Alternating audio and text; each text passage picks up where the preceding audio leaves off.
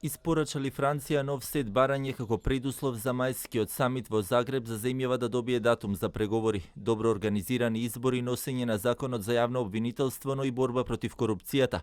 Со ваква порака во Скопје дојде потпредседателката на францускиот сенат Елен Конве-Муре на средбата со пратениците. Дали по евентуалното исполнување на овие барања ќе биде гарантиран датумот од страна на Париз, нема конкретен одговор. Засега само благ оптимизам, тоа не од неа, туку од францускиот амбасадор во земјава. Потпредседателката на францускиот сенат, која е прва француска официјална представничка што доаѓа во земјава по француското вето, реши политичките пораки да не ги каже пред камерите. Новите очекувања на Париз од Скопје ги побара Тимоније, кој вели дека само на овој начин може да се испорача добра слика за земја која ги исполнува копенхашките критериуми. Тимоније е дециден. Во Франција се крчка новата методологија за проширувањето.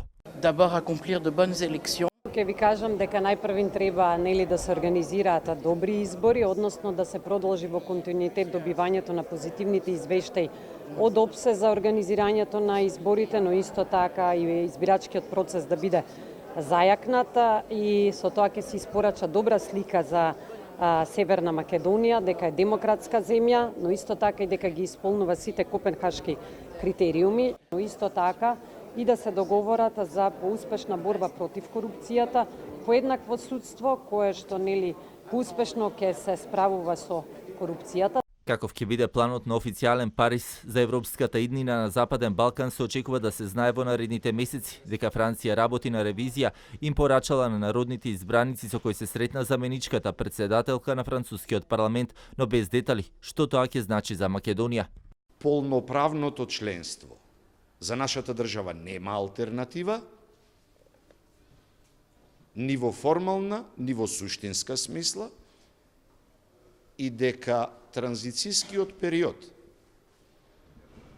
поврзан со промената на внатрешните процедури, поврзани со проширувањето, ќе трае исклучително кратко.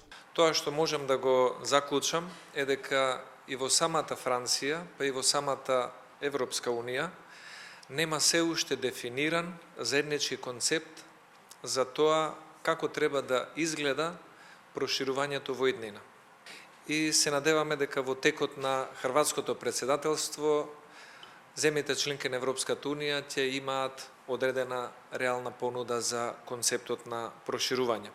Тоа што ме информира беше многу храбрувачки, дека викендов се работело во Претседателската палата во Париз и дека набрзо ќе излезат со нова методологија за проширување која што ќе биде понудена на земјите членки на Европската Унија. Она што исто така го пренела гостинката од Франција дека Унијата не е расположена за земји кои предолго преговараат.